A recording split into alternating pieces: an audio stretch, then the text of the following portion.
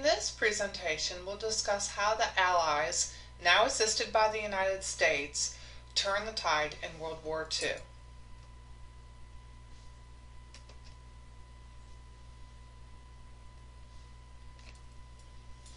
We're still talking about Goal 10, Objective 2, identify military, political, and diplomatic turning points of the war and determine their significance to the outcome and aftermath of the conflict. Our essential question is, what were the significant events that took place in Europe, Africa, and the Pacific during World War II?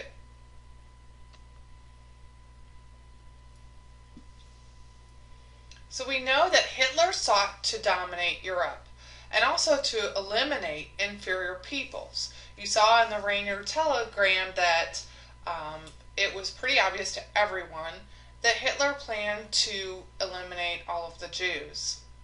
Mussolini, too, wanted an empire. He was looking to conquer land in Africa and Italy. Why? If you answered because he was competing to be part of the imperialistic race, you were right. Also, Tojo wanted China.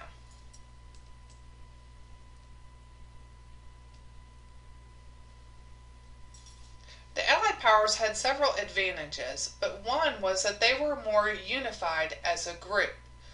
The Axis powers, Japan, Italy, and Germany, were not as unified. They were more geared towards their own interests, while Great Britain, the United States, and Russia were working together. All of them saw Germany as a #1 threat. The idea for the United States was to deal with Europe first and then Japan second.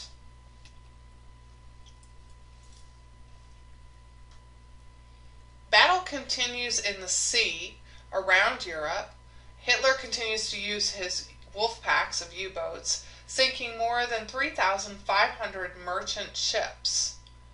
The U.S. continues to use the convoy system to try to deter these U-boats, called the German Kriegsmarine.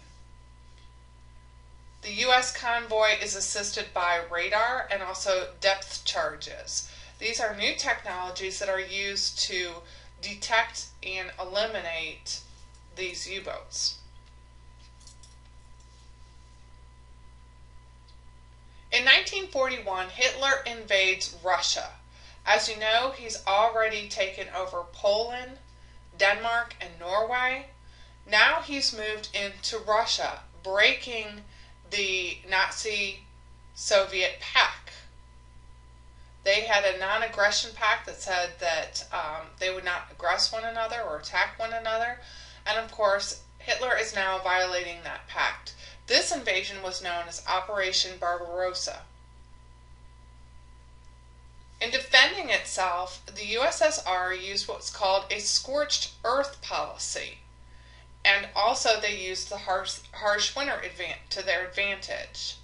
The scorched earth policy is a technique where as they are retreating, they are burning everything in front of them. So that as the Germans advance, they find simply nothing except for scorched earth. Hitler's ultimate goal are the oil fields in southern Russia. The city of Stalingrad, however, stands in his way. The battle at Stalingrad would be the turning point of World War II, and it is infamous for some of the fiercest fighting in the war.